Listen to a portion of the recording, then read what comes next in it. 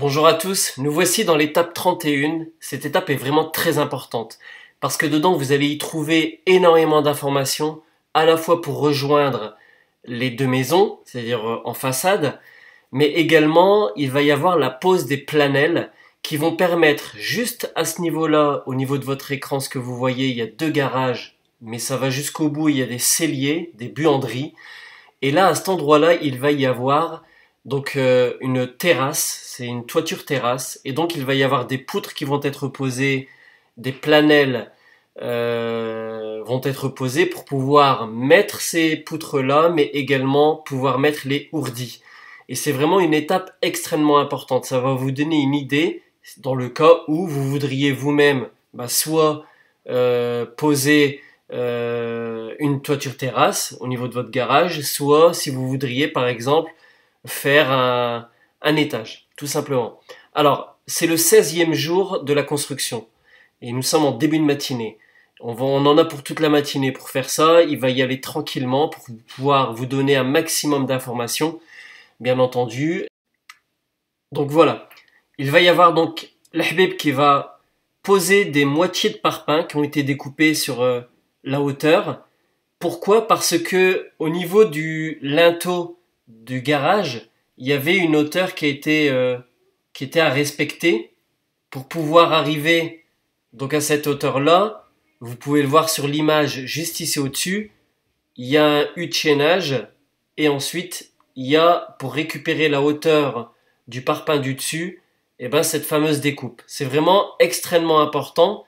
Essayez de bien le visionner pour bien le comprendre. C'est pour nous permettre de pouvoir mettre cette fameuse hauteur à respecter. Donc c'est assez simple. Il suffit de poser donc les découpes de ces parpaings-là sur le mortier, de venir tapoter. C'est de la même manière que pour poser un parpaing. De toute manière, c'est un parpaing. C'est juste une découpe qu'il y a eu sur la hauteur.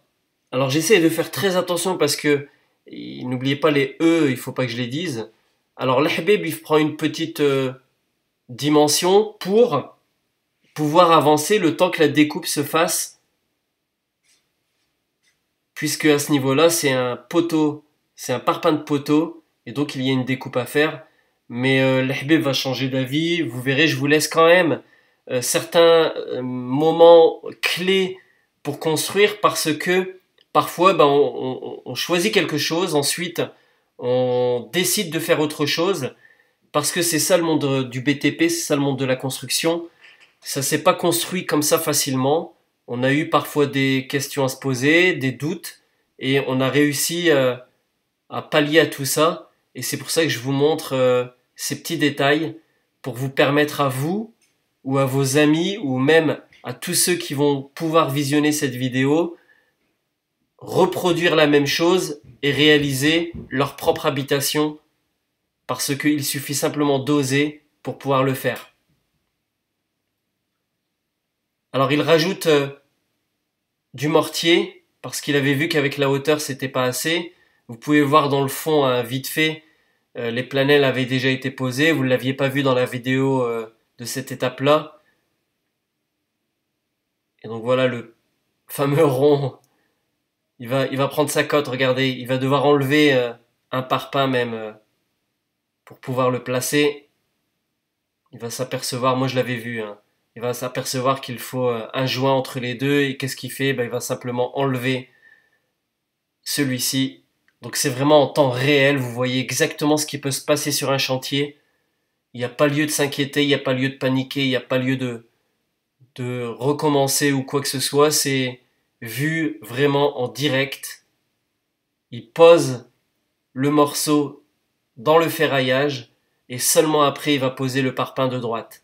Et ensuite, bien entendu, il ira vers celui de gauche. La découpe a été faite. Alors, au niveau de la découpe de ce parpaing-là, il a cassé hein, au niveau de la découpe. C'est normal, il est plus lourd d'un côté que de l'autre pour un poteau d'angle. Donc ça pose pas de souci. Ça pose même aucun problème.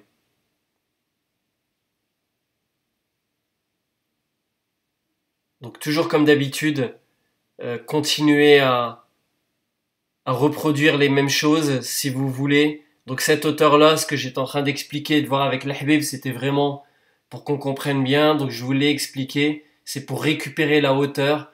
Il pouvait pas découper dans le U de chaînage parce que si le U qui allait faire office de linteau, on découpait dedans, oui, on aurait été à la bonne hauteur pour ensuite. Mais par contre, ça nous aurait posé un problème, c'est qu'il n'y aurait pas eu suffisamment de béton à l'intérieur pour que cette fameuse ceinture, ce fameux linteau, puisse faire son travail.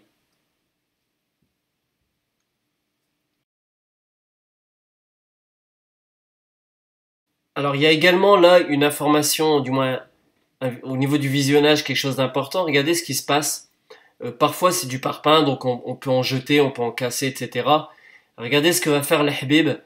Il va s'apercevoir que son parpaing en fait n'est pas correct pour lui.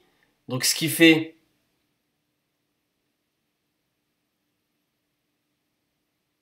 bah, il va le jeter. Il va le jeter. Regardez bien ce qui va se passer. Il rajoute du mortier au départ. Il se dit bon tiens, je vais rajouter un peu de mortier. Et puis il veut le replacer, mais ça va pas du tout. Ça lui convient pas. Il y a un truc qui cloche. Et tout doucement, il vérifie sa ficelle. Regardez, c'est important. Hop, ça lui va pas. Qu'est-ce qu'il fait? Ben, il le jette. Alors regardez bien où il l'a jeté, hein. C'est encore une phase importante ça. Donc il va recasser un autre morceau pour pouvoir utiliser son parpaing manquant. Regardez bien la manière dont il casse, hein. Après, il n'y a rien de précis, hein, mais c'est pas grave. C'est du parpaing, ça va se cacher. Donc là, il va régler son parpaing qu'il vient de mettre. Et vous verrez tout à l'heure le fameux parpaing qui était à terre. Dans la construction, on a beaucoup de récupération. On a beaucoup de matériel en parpaing qu'on va jeter, hein, à force. Et vous verrez que parfois, c'est utile. Alors vous avez vu là, il les prend à la chaîne, hein. On a l'impression que c'était une vente de parpaing découpé sur la hauteur. Mais non, c'est le travail de Yo. C'est lui qui les découpe, c'est lui qui approvisionne. Donc l'Habib pour qu'il puisse maçonner. Regardez les gestes du maçon. Ce sont des gestes importants. Euh, je dois dire que une matinée pour faire ça, parce que nous, comme vous pouvez le savoir et vous le savez déjà, nous sommes une bande d'amis, nous sommes une bande de copains, et on fait ça ensemble sans se mettre la pression, sans pour autant se dire oui, c'est une entreprise ou non, non, on est des amis, on fait ça entre amis, on fait ça tout doucement. Ça m'étonnerait que vous verrez une entreprise travailler à ce rythme. Le rythme des entreprises, c'est beaucoup plus rapide. Les mecs, ils ont la pression, il faut qu'ils galopent. Donc là, une petite vue en arrière pour pouvoir vous prendre votre visuel sur ce que l'Habib est en train de faire. Le travail aussi de Johan à approvisionner en mortier, en parpaing, en hutte chaînage et tout à l'heure en planelle. Vous allez voir la pose des planelles. N'oubliez pas de partager mes vidéos sur les différents réseaux sociaux. Rejoignez-moi aussi sur Twitter, Travaux Goldman, pour mon hashtag. Et venez me voir sur ma page Facebook, sur mon Facebook. Vous pourrez discuter avec moi. Vous verrez des photos, parfois même des vidéos très intéressantes. Venez partager avec moi vos projets.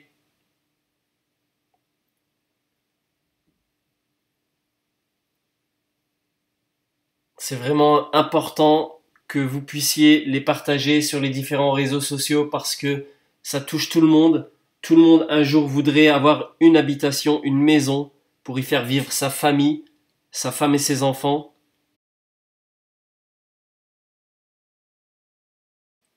Alors, nous sommes quasiment à la fin de cette façade, hein, à l'avant, ça prend forme.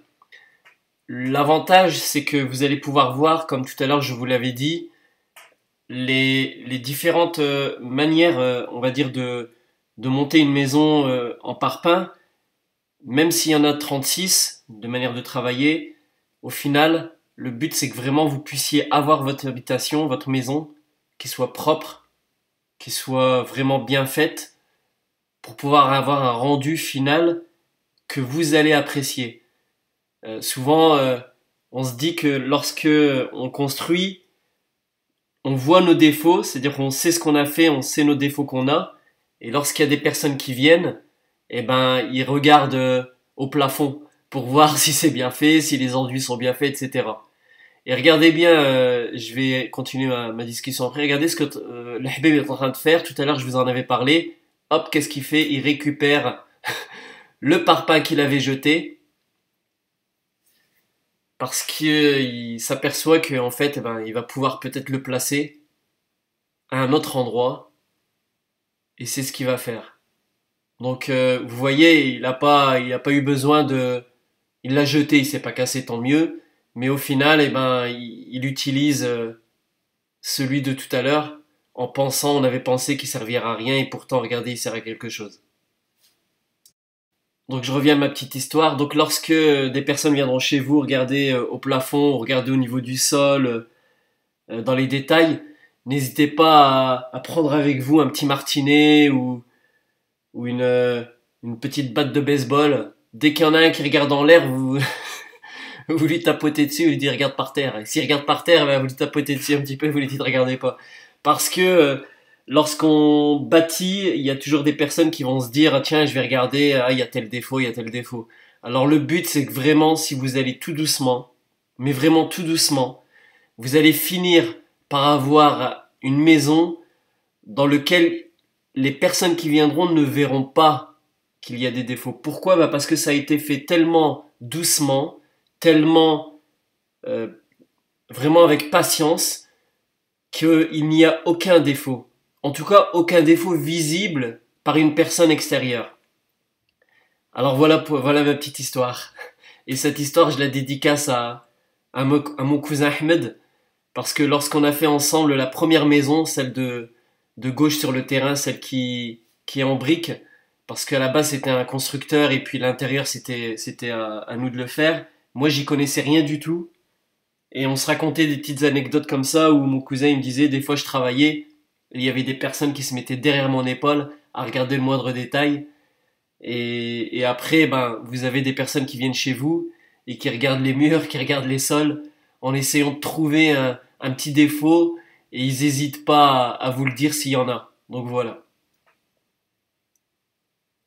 Donc là, le Habib, il est en train de monter sa ficelle. Donc pour pouvoir faire le rendu haut. Donc pareil, il se sert de clous à béton.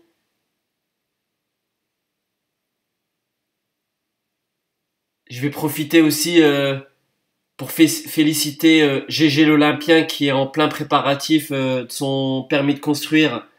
Également au niveau de son terrain pour l'achat du terrain et le partage de son terrain.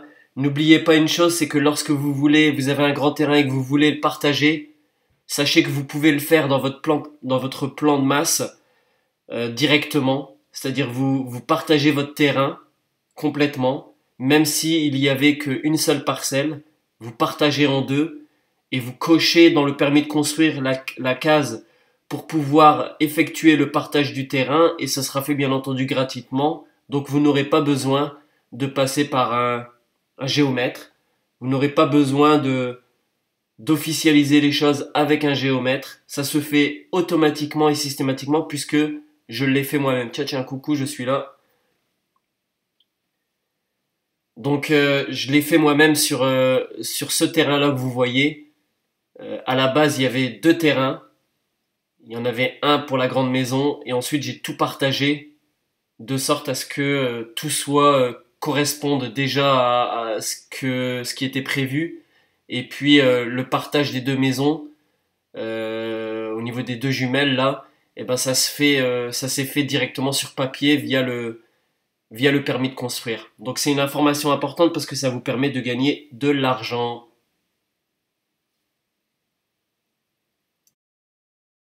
Alors vous pouvez le voir là, l'Hbib arrive sur quasiment le dernier rang. Il va fignoler donc en cassant le parpaing. C'est un parpaing celui-ci de poteau. Donc il casse toujours pareil le côté. Il y en a qui les découpent. Après c'est au bon vouloir de chacun. Donc là il va tout doucement terminer cette ligne-ci, remonter sa ficelle. Et puis vous verrez, il y a des choses intéressantes et un peu marrantes qui vont se passer. Donc là, il arrive. En plus, il va y avoir les planelles, donc la fameuse planelle. Je sais, il y en a qui se demandent encore cette planelle-là, à quoi elle va servir, mais vous verrez. Il va y avoir une belle terrasse de près de 60 mètres carrés qui va être coulée, donc qui est en préparation. Mais avant ça, il va y avoir une vidéo qui va parler du tronçonnage des murs pour pouvoir faire la séparation des garages et des garages entre le garage et le cellier, du moins entre le garage et le séjour et la cuisine. Donc c'est encore de la préparation. C'est vrai qu'il y a des choses qui se ressemblent, mais ce sont des étapes. Vous pourrez pas déroger à ça, vous pourrez pas vous dire bah tiens moi quand je vais construire il y aura pas ça. Si, il y a pas le choix. Donc là le Habib est en train de préparer sa ficelle. Je vais passer devant pour que vous puissiez voir un maximum. Il y a des choses qui seront extrêmement intéressantes, extrêmement importantes. Alors regardez bien, ça peut aussi vous arriver. Là, le Habib est un peu embêté parce que le sable qui nous a été apporté, dedans, on s'est retrouvé avec des petits cailloux.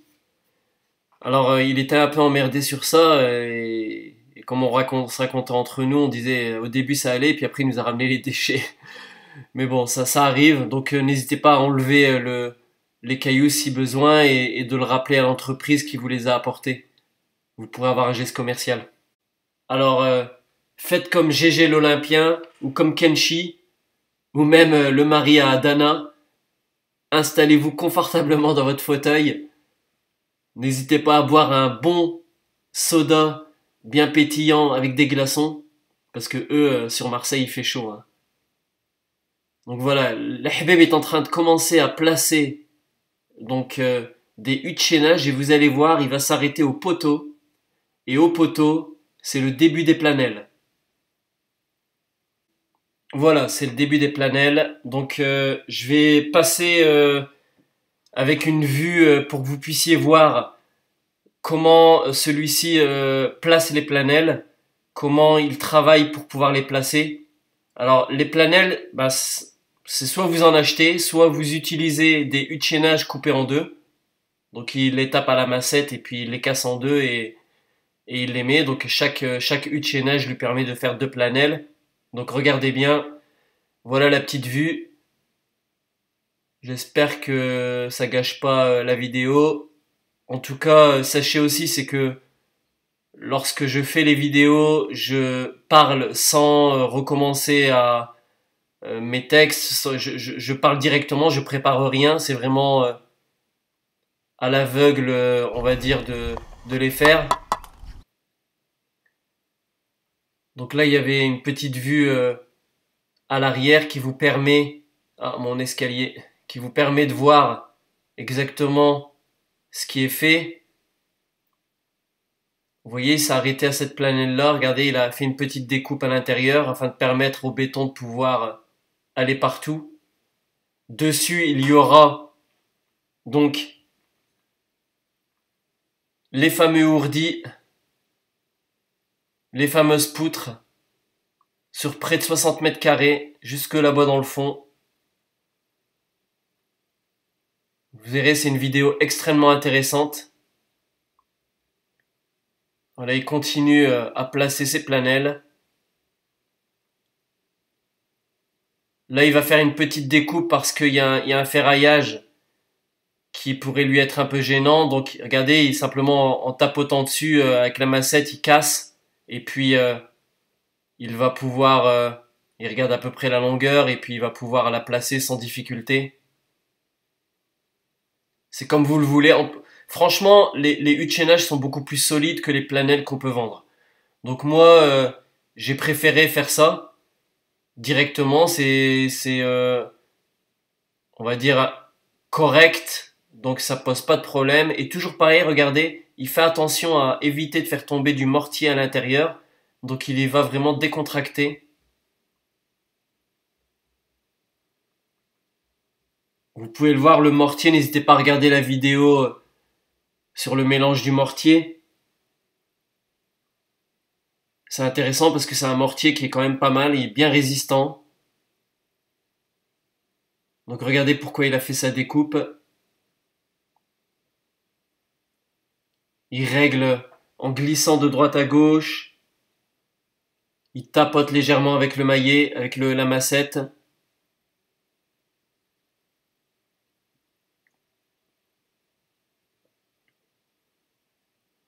Ensuite, il donne un petit coup, regardez, il donne un petit coup avec sa truelle.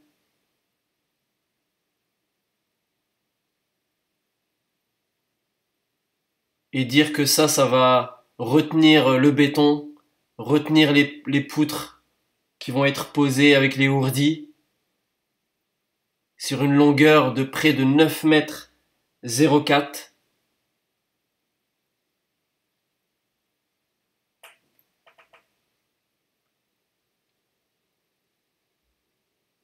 Alors, une autre information par contre, sachez que j'ai été contrôlé pour qu'une personne vérifie en fait les deux maisons, c'est-à-dire au niveau de ce qui a été bâti. Donc vous pourrez être amené aussi à être contrôlé. Il a pris les mesures. Il est venu au hasard, hein, je suis tombé sur lui, c'est même pas lui qui est tombé sur moi. Alors il me demande l'autorisation, mais il était venu pour le faire. De toute manière, il l'aurait fait même si j'étais pas là. Donc c'est une personne qui avait les plans cadastrales et un duplicata du permis de construire pour vérifier les dimensions des maisons. Donc je lui ai donné toutes les informations, je connaissais par cœur, donc ça lui a fait gagner un petit peu de temps. Puis après je l'ai laissé bosser. De toute façon, c'est son travail. Mais j'avais jamais vu ça, j'avais jamais vu quelqu'un passer. Après, c'est son rôle, bah, qu'il le fasse, hein. Donc vous pourrez être amené à le faire, donc à avoir quelqu'un qui vérifie. Donc surtout faites-le, déclarez pas 100 mètres carrés puis vous construisez 200 mètres carrés. C'est là vous risquerez par exemple la destruction du bien. Donc c'est une information importante aussi.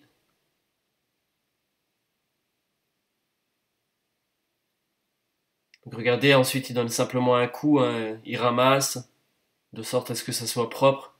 Comme vous pouvez le voir, le chantier est vraiment propre. Il n'y a rien de dégueulasse. C'est également très important.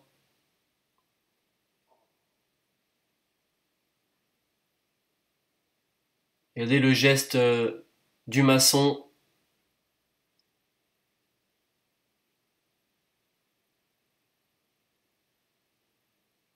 Ah, un pêcheur.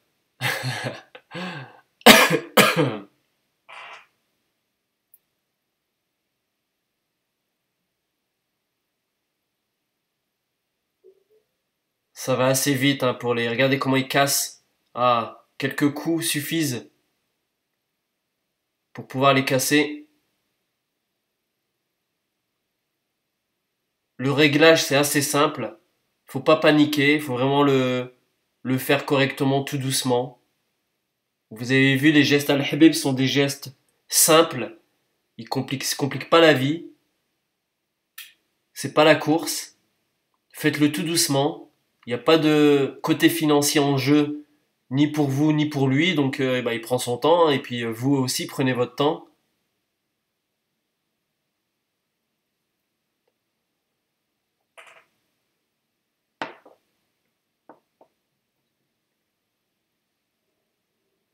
Vous voyez, c'est toujours les mêmes gestes, mais c'est des gestes à apprendre. Regardez, il fait ça cool. C'est vraiment pour montrer.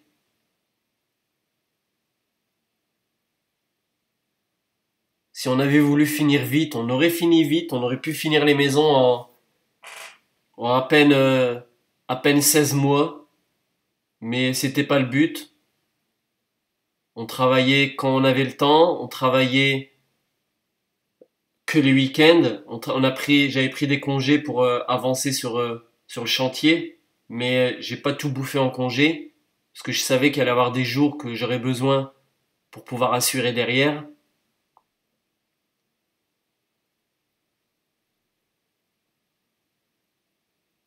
Les commandes de matériaux, j'ai tout fait par mail. J'ai rencontré les entreprises une fois ou deux, et puis c'est tout. C'est important. Vous avez vu, sa ficelle est tellement nickel que il y a aucun souci. Son mortier est tellement bon. Alors il y a une information importante aussi, c'est par temps de vent, le mortier que vous faites, il va sécher plus vite. Donc ça c'est important quand vous avez du vent. N'hésitez pas à ne pas en faire trop. Faites-en d'habitude pour pas que ce soit que ça reste et que ça durcisse trop vite. Et puis faites-le un peu plus liquide. Là, Johan est en train de découper une coupe pour pouvoir placer, regardez, celle-ci, juste au niveau de la ferraille. Donc c'était la coupe à Johan. Il y a une bonne coordination entre les deux. Nous étions vraiment dans l'optique de s'écouter entre nous. Alors, regardez ce qui va se passer là. Regardez bien. Je pense que normalement vous devriez le voir de vous-même. Il y a un truc particulier qui va se passer, en sachant qu'on n'a pas de chance. Alors, je vais vous laisser écouter.